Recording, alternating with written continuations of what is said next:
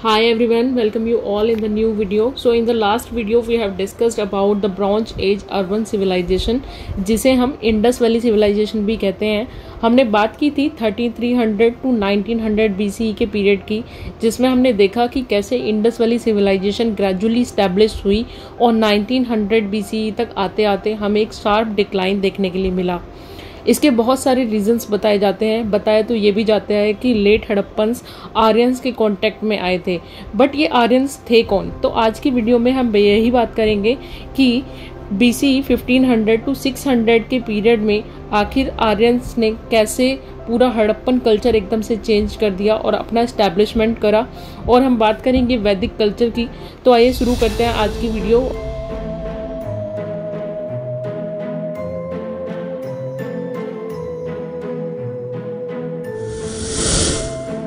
तो history of Aryans को हम वैदिक कल्चर के नाम से भी जानते हैं, ठीक है. और उस टाइम पे जो वैदिक कल्चर था उसको दो पार्ट्स में डिवाइड किया गया था. पहला ऋग्वेदिक पीरियड, जिसे हम अर्ली वैदिक पीरियड भी बोलते थे, और जो बाद का था वो था लेटर वैदिक पीरियड. जो ऋग्वेदिक पीरियड था उसका जो ईयर था वो BC 1500 से 1000 BC के बीच में, और वहीं पे लेटर वैदिक पीरियड को डिवाइड किया गया है 1000 से 600 BC के बीच में, ठीक है. अब ये क्लासिफिकेशन किस बेस पर किया गया है? यहाँ पे देखिए कि जो ऋग्वेदिक पीरियड में जो भी आर्यंस थे वो अवेयर नहीं थे. किससे? They were not aware by the use of Aryan but by the use of bronze, क्योंकि ब्रॉन्ज हड़प्पन सिविलाइजेशन में यूज होता था, ठीक है. और ये लोग कांटेक्ट में थे लास्ट हड़प्पन्स के, तो ये लोग अच्छे से फेमिलियर थे ब्रॉन्ज से.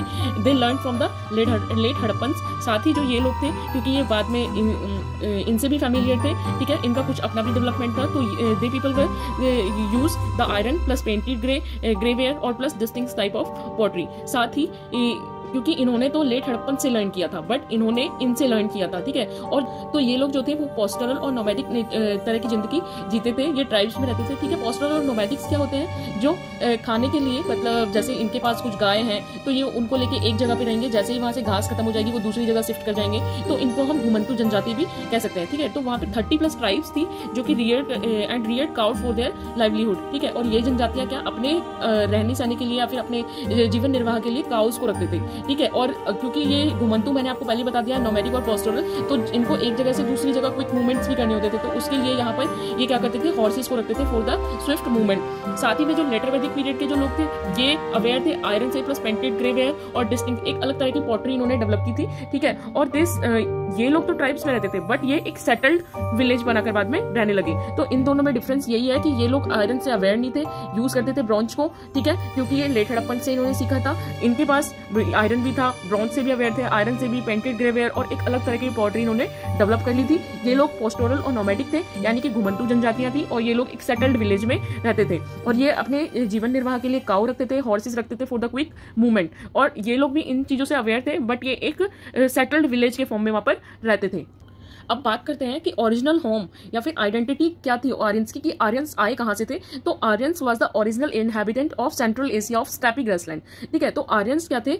सेंट्रल इंडिया के स्टेपी ग्रासलैंड से आए थे. और ये लोग क्या थे? पोस्टोरल, जैसे मैंने पहले बताया, क्योंकि वो लेट हड़प्पन्स वाले उसमें, ठीक है. तो ये लोग क्या थे? नोमैडिक थे और पोस्टोरल्स थे, और अपने जीवन निर्वाह के लिए क्या रखते थे? गाय, और क्विक मूवमेंट के लिए रखते थे हॉर्सेस, ठीक है. तो इट ऑल्सो इंडिकेट, ये भी इंडिकेट करता है कि जो वैदिक कल्चर था वो एक तरीके से क्या था? हॉर्स सेंट्रिक कल्चर था. मतलब क्योंकि ये लोग डिपेंड करते थे गाय पे, क्योंकि अपने जीवन निर्वाह के लिए, और दूसरी बात क्विक मूवमेंट के लिए डिपेंड करते थे हॉर्सेस के लिए, तो हम इसको एक हॉर्स सेंट्रिक कल्चर भी कह सकते हैं. और the Harappan civilization was a horse centric was not, ठीक है. हड़प्पन सिविलाइजेशन में बहुत सारी जो सील्स हैं उनमें देखे गए हैं हॉर्स की पिक्चर्स, बट वो लोग इतने क्या थे? हॉर्स सेंट्रिक नहीं थे. मतलब उन लोगों को इतनी जरूरत नहीं थी हॉर्सेस की, ठीक है, बट वो अवेयर थे उस चीज से. तो हड़प्पन्स क्या, वो अवेयर तो थे हॉर्सेस से, बट वो उनको यूज नहीं करते थे. तो 2200 BC के अराउंड जो आर्यन थे उन्होंने माइग्रेट करना शुरू कर दिया अलग अलग जगह में. कहाँ पे? जैसे कि Aryan started migrating toward different part of the world in search of pastures और द मेडोज. मतलब अपने गायों के खाने के लिए और अपने जीवन निर्वाह के लिए भी इन्होंने क्या काम किया? माइग्रेट करना शुरू कर दिया एक जगह से दूसरी जगह. तो एक ब्रांच तो थी जो आर्यंस की, वो इंडिया पहुंची कैसे? ईरान के रास्ते, ठीक है, और occupy the same areas already inhabited by the late Harappans, ठीक है. तो ये ईरान के रास्ते आए थे इंडिया में. तो ऐसे आर्यंस कैसे कहां पे पहुंचे? इंडिया में पहुंचे. और ये कहां से आए थे? वहीं पर जहां लेट हड़प्पन्स ऑलरेडी रह रहे थे, ठीक है. वहीं पे the Aryans were a linguistic group. ये एक अलग तरह की भाषा आपस में कम्युनिकेट करने के लिए यूज करते थे, जिसकी वजह से इन्हें लिंग्विस्टिक ग्रुप या फिर इंडो यूरोपियन, उस लैंग्वेज को इंडो यूरोपियन लैंग्वेज भी बोला जाता था. अब इस चीज का प्रूफ क्या है कि ये लोग ईरान के रास्ते आए थे, ठीक है, इंडिया में। तो इस चीज का प्रूफ क्या है, तो एविडेंसेस जो थे आर्यन माइग्रेशन के मिले हैं, जैसे कि हिटाइट, किसाइट, मितानी और बोगुस कोई जो एडिक्ट्स एंड पिलर्स वो मिले हैं, और वो प्रूफ करते हैं कि आर्यंस माइग्रेट किए थे कहां से, सेंट्रल एशिया से टुवर्ड्स ईरान, और उसके बाद north western part of India, ठीक है। तो सबसे पहले ये क्या सेंट्रल एशिया जो कि स्टेपी ग्रासलैंड था वहां से ये ईरान की तरफ आए, और ईरान से नॉर्थ वेस्टर्न इंडिया की तरफ ये बढ़ने लगे, नॉर्थ वेस्टर्न इंडियन सब कॉन्टिनेंट। तो बोगुस कोई एडिक्ट जो है ईरान का और सीरिया का, उसमें मेंशन भी है, क्या मेंशन है, उन डेआइटीज का नाम जिनकी पूजा हम आज भी करते हैं, जैसे कि इंदिरा, मित्रा, वरुण, नताशा, नसत्या, ठीक है। ये क्या है, ये ईरानियन और इंडियन आर्यंस दोनों में मिले हैं। तो उनके जो पिलर और एडिक्ट्स थे उन पे इनका नाम मेंशन है। इसका मतलब ये है कि ये लोग जो आर्यंस थे वो कहां से, ईरान की तरफ से आए थे।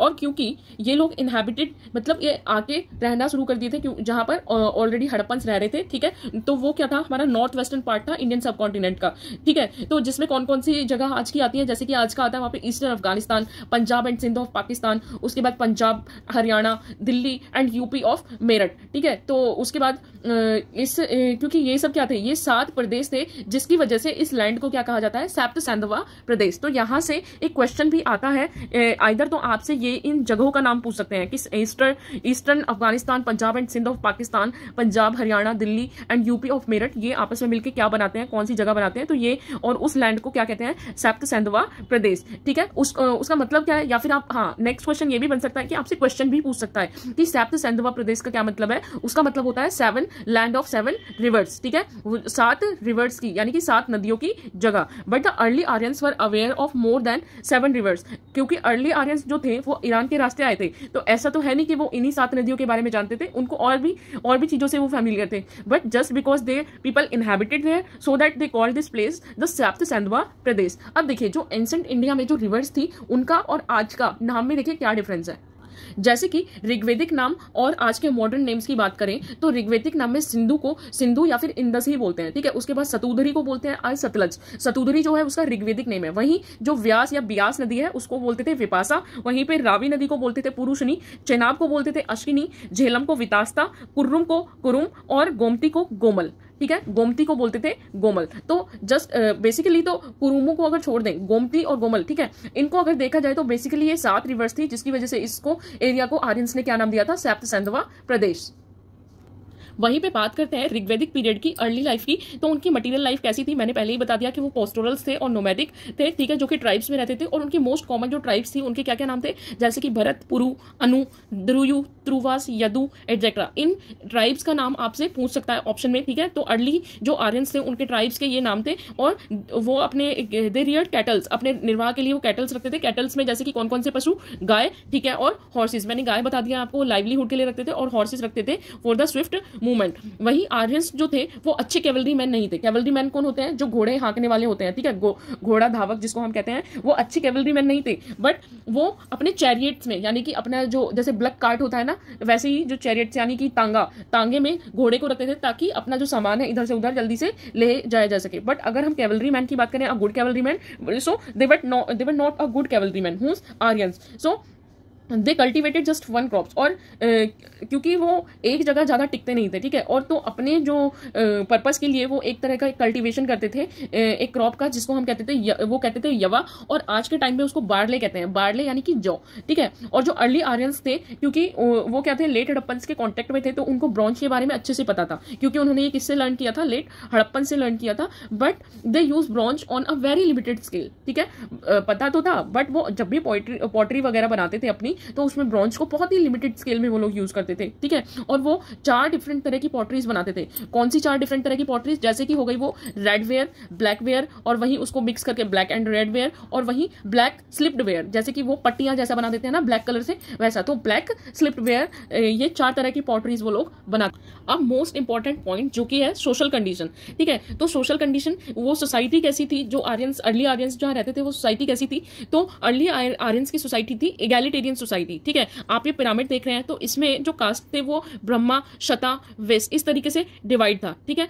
और जो सोशल डिवीजन होता था वो कर्मा के बेस पे होता था, ठीक है। और ऑक्यूपेशन जो वो काम कर रहे हैं ये बर्थ पे नहीं था, ठीक है। ऐसा नहीं है कि आपने अगर ब्रह्मा हो आप और अगर आपने इन्हीं में जन्म लिया है तो आप ब्रह्मा ही रहेंगे, नहीं। अगर आप अच्छे कर्म करते हैं या आपका ऑक्यूपेशन अच्छा है, ठीक है, तो आपका वैश्य से शता और शता से ब्रह्मा, यानी कि आप इस जो हिरार्की में सबसे टॉप पे भी जा सकते हैं, ठीक है। तो जो सोशल डिवीजन था बेस्ड ऑन द कर्मा और ऑन द ऑक्यूपेशन। वहीं पे इगैलिटेरियन सोसाइटी थी, तो जो ब्रह्मा थे वो बेसिकली वो क्या थे, प्रिस्ली क्लास। प्रिस्ली क्लास कौन होते हैं, पुरोहित, जो कि रिचुअल्स वगैरह परफॉर्म कराते हैं, सेक्रीफाइसेस और कंपोज हिम, ठीक है, मंत्र वगैरह का उच्चारण करते थे। कोई भी चीज जिसकी हम शुरुआत करते हैं, गृह प्रवेश हो गया या इस तरह की चीज, तो उसमें जो प्रिस्ली क्लास यानी कि पुरोहित पंडित जी होते हैं ये वो वाली क्लास थी। वहीं शता की बात करें तो शता यानी कि क्षत्रिय हम उन्हें कहते हैं, वो कहते हैं फाइटर्स या फिर वॉरियर्स थे और उनका मेन काम क्या था, प्रोटेक्ट करना अपनी टेरिटरीज को, अपने काउस को, उनको प्रोटेक्ट करना और बैटल्स फाइट करना।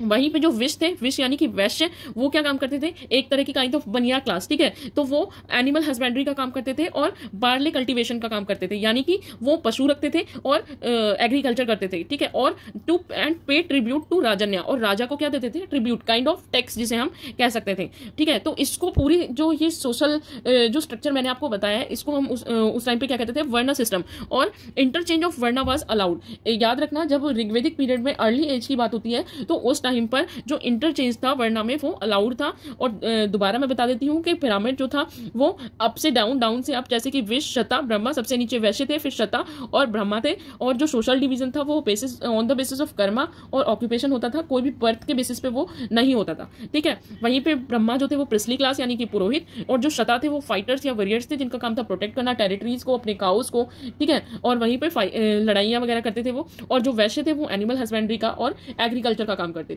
वहीं पे सोसाइटी के नेचर की बात की जाए तो ऋग्वेदिक सोसाइटी का जो अर्ली वैदिक पीरियड था उसमें जो सोसाइटी थी वो पैट्रियार्कल थी नेचर में, यानी कि जो पिता थे वो घर के क्या थे, बड़े थे। And in the family the father enjoyed the absolute control over another family members. जैसे नॉर्मली घरों में देखा जाता है कि जो फादर होते हैं उनके पास क्या होती है, एब्सोल्यूट अथॉरिटी या की पावर होती है घर में किसी भी चीज से डील करने की या फिर बड़े से बड़े फैसले करने की। तो यहाँ पे भी पैट्रियार्कल था नेचर, ठीक है, सोसाइटी का। और दूसरी बात क्या है कि family members in a fighting community like that of Aryans desire a male child, ठीक है। और इनको क्या था, अपना जो जैसे कहते हैं ना कि एक जनरेशन से दूसरा जनरेशन, क्योंकि इसमें ये लोग फाइटिंग भी करते थे, इसमें पुरोहित भी थे, वैश्य भी थे, ठीक है, और शता भी थे। तो इन लोगों को क्या चाहिए था, एक मेल चाइल्ड चाहिए था, ठीक है। क्यों, क्योंकि ऑब्वियसली ये पितृसत्ता थी, तो पितृसत्ता में हर कोई चाहेगा कि राजा का बेटा राजा बने, ठीक है। तो वो लोग क्या एक मेल चाइल्ड की आस लगा के रखते थे। बट अगर कोई फैमिली में कोई फीमेल चाइल्ड भी हो जाती थी, ठीक है, तो उसको भी पूरे राइट्स और केयर वो देते थे। ऐसा नहीं है कि अगर फीमेल चाइल्ड हो गया है घर में तो उसको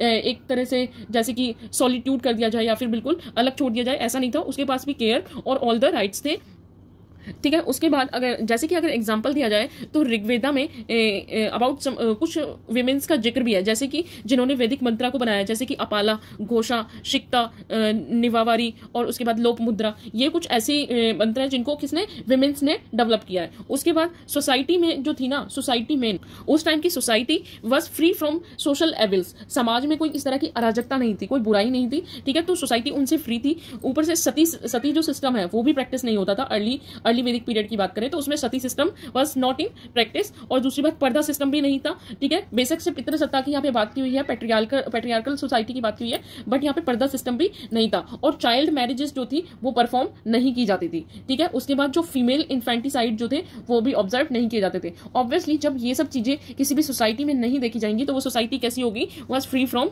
सोशल एविल्स। वहीं पर अगर इनकी पॉलिटिक्स की बात वहीं पर अगर ऋग्वेदिक पॉलिटी की बात करें तो अर्ली वैदिक पीरियड में जिसको राजन्य यानी कि राजा, जिसको गुप्तजन्य या फिर जनस्य गोपा भी बोलते थे, ठीक है। उसका मेन काम क्या था कि ड्यूटी क्या थी, to protect the cows of the tribes. क्योंकि बेसिकली ये लोग अपने जीवन निर्वाह के लिए गाय रखते थे, तो इसका मेन काम यही था कि काउस को क्या करे, protect the cows of his tribes and fight battles. Obviously because they were included the वैश्य और द क्षत्रियास, राइट। तो क्षत्रियास का मेन काम क्या होता है, लड़ाई करना। तो वो लोग फाइट करते थे, ठीक है, युद्ध लड़ते थे और मेंटेन करते थे एक मिलिटिया यानी कि एक मिलिट्री बनाते थे। कॉमनर्स यानी कि साधारण लोगों की, उनके पास एक सेना हम कह सकते हैं वो होती थी, और known as the vrata, shraddha, grama and sangha. और जो सोसाइटी में जो डिवीजन था वो कैसा था, व्रता, श्रद्धा, ग्राम एंड संघ।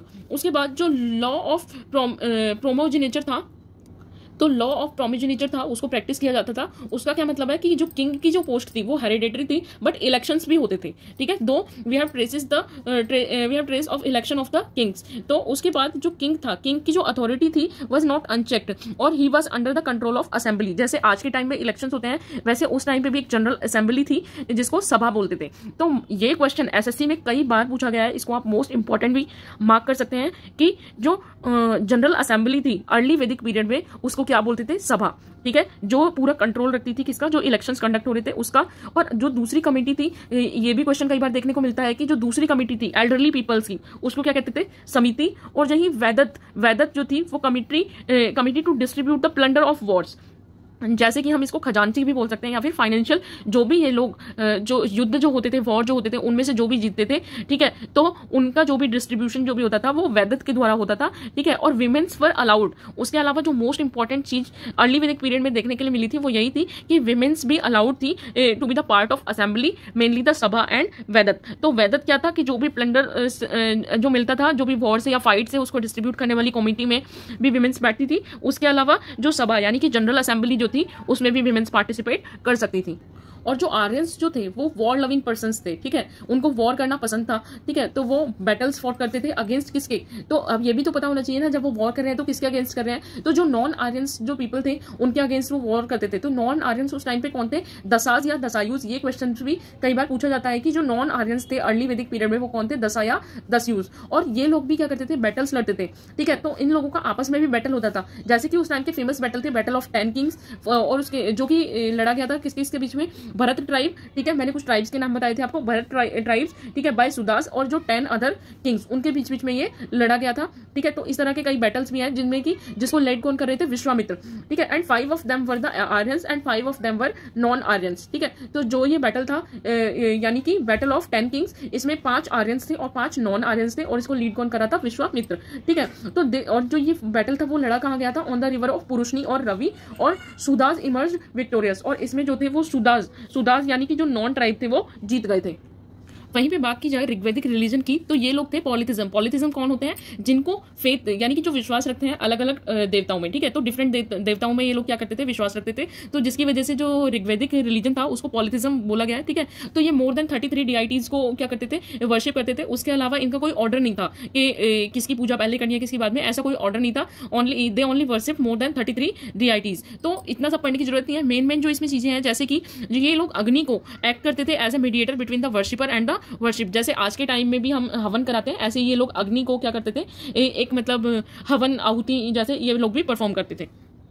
उसके अलावा क्या था कि जो ऋता थे, he was considered to be the maintainer of the moral orders, ठीक है। तो मॉरल ऑर्डर्स का जो मेंटेनर जिसको मानते थे वो था ऋता, ठीक है। उसके अलावा ये लोग सूर्य भगवान की, वायु, अश्विन, रुद्र, विष्णु, प्रजापति, इन सब की भी पूजा करते थे। बट जो मोस्ट इंपॉर्टेंट चीज यहाँ पे याद करने वाली है कि यहाँ पर जो one and only female deities है, यानी कि 3 डायटीज थी यहाँ पर, जैसे कि अदिति हो गई और उषा हो गई, उसके अलावा अरण्यानी, जैसे कि गॉडेस ऑफ फॉरेस्ट, यानी कि उसको जंगल की देवी भी बोलते थे, ठीक है। तो उनका जो मोड ऑफ वर्शिप कैसा था कि ये लोग क्या करते थे कि अपने देवी देवताओं को खुश करने के लिए सैक्रिफाइसेस भी करते थे, और चांट करते थे कि इनको मंत्रास को, और हिम्स यानी कि मंत्र वगैरह ये लोग पढ़ते थे, और ये लोग सैक्रिफाइसेस भी करते थे, ठीक है। विश्वामित्र कंपोज्ड अ गायत्री मंत्र। तो मोस्ट इंपॉर्टेंट क्वेश्चन जो पूरे इसमें सेशन में मैं कह सकती हूँ वो यही है कि हमें पता है कि गायत्री मंत्र हम आज तक चांट करते हैं, बट उसको कंपोज किसने किया था, विश्वामित्रा ने, ठीक है। और किस लिए किया था, to invoke the sun God